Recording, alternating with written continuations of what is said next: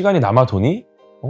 뭐 연구할 거 없어? 이런 얘기를 많이 들었어요. 그런데 그때 제가 중요하다고 생각했던 그 누구도 시키지 않은 일들이 어떻게 보면 지금 제가 대중을 만나고 여러분을 만나는데 큰 도움이 되죠.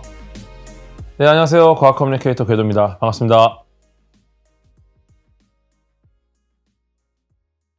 과학이라는 길을 결심하게 되는 거는 타고나는 것 같아요. 인류 중에 일부 사람들이 과학이라는 걸 좋아하게 그렇게 태어나고, 저도 그렇지만 아마도 이 과학이라는 걸 좋아하게 된 그 마음은 처음부터 갖고 태어나지 않았나. 뭐 연예인과 사랑에 빠지는 것과 비슷하지 않을까. 굉장히 많은 장점들이 있지만 사실 그것 때문에 좋아하느냐? 그 장점들 몇 개가 사라져도 사실상 그냥 막연히 좋거든요. 네. 그런 게 어떻게 보면 좀 그 큰 애정이라는 생각이 좀 드는데, 과학적으로 설명할 수 없는 굉장히 복잡한 그런 감정이 아닌가 싶네요. 유난히 재미있는 부분은 전혀 과학적이지 않을 것 같은 부분에서도 우리가 과학을 발견할 때, 과학이 아닌 대상을 과학적으로 설명하면서 재미있는 변칙적인 재미를 주려고 노력을 많이 하거든요.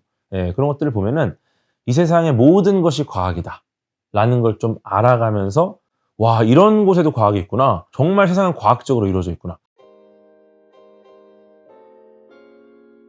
네, 일단은 과학 콘텐츠를 많이 접하는 게 제일 좋겠죠. 네, 가장 좋은 방법은 역시 안될과학이라는 유튜브 채널을 많이 보는 겁니다.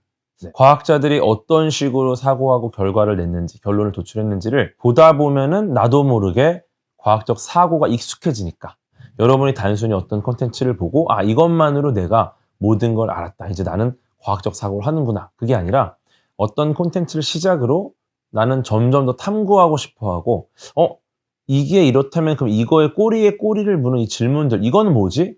이런 형태로 가야지 이제 여러분이 과학적 사고를 하는데 도움이 되겠죠.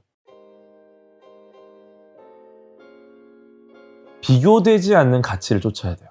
네. 예를 들어서 재미를 쫓는 분, 나는 내가 재미있는 일을 하겠다, 이런 목표를 갖고 있다면은 사실 이분은 행복할 가능성이 매우 높아요. 내가 재미있는 거는 남들이 정해줄 수 없습니다.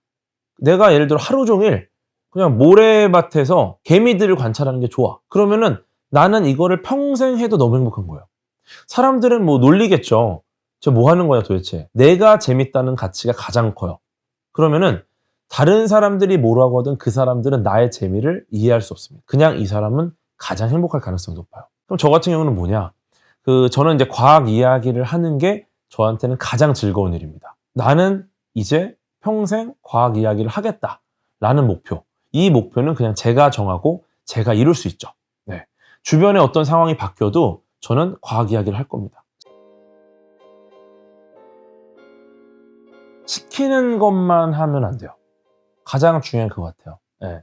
아마 여러분들에게 주어진 역할들이 있을 거고, 시키는 것만 잘하는 사람이 굉장히 칭찬을 받거든요. 그리고 시키지 않은 일을 하는 사람은 핀잔을 많이 받습니다. 저 같은 경우도 연구할 때 항상 이렇게 뭐 대중을 만나고 강연을 하고 사람들의 과학 이야기를 할 때마다 가장 많이 들었던 이야기가 너 쓸데없는 글을 왜 쓰고 있냐? 너 요새 연구할 시간이 남아도니? 시간이 남아도니? 뭐 연구할 거 없어? 이런 얘기를 많이 들었어요. 그런데 그때 제가 중요하다고 생각했던 그 누구도 시키지 않은 일들이 어떻게 보면 지금 제가 대중을 만나고 여러분을 만나는데 큰 도움이 되죠. 네, 그래서 여러분은 시키지 않은 일을 하는 거를 굉장히 중요하게 생각하시면은 나중에 큰 도움이 될 겁니다. 그리고 시키지 않은 일은 아마 여러분이 하기에 굉장히 어려운 일일 가능성이 높아요. 수고스럽고 괴롭고 힘들고. 제가 이제 천문학을 하면서 그런 말을 한 적이 있어요. 별을 찾으려면 어둠 속으로 들어가라. 우리가 이제 목표로 하는 어떤 별을 보려면은 밝은 데서는 안 보입니다. 잡광 때문에. 우리가 우리를 스스로 어두운 곳으로 점점 끌고 나가면은 비로소 그때야 이제 별이 보입니다. 여러분을 점점 더 혹독한 환경으로 이끌어 가세요. 그게 여러분에게 누구도 시키지 않는 일일 겁니다. 근데 그러다 보면은 여러분이 찾는 그 별이 어둠 속에서 모습을 드러낼 가능성이 매우 높다. 이런 말씀을 드리고 싶네요.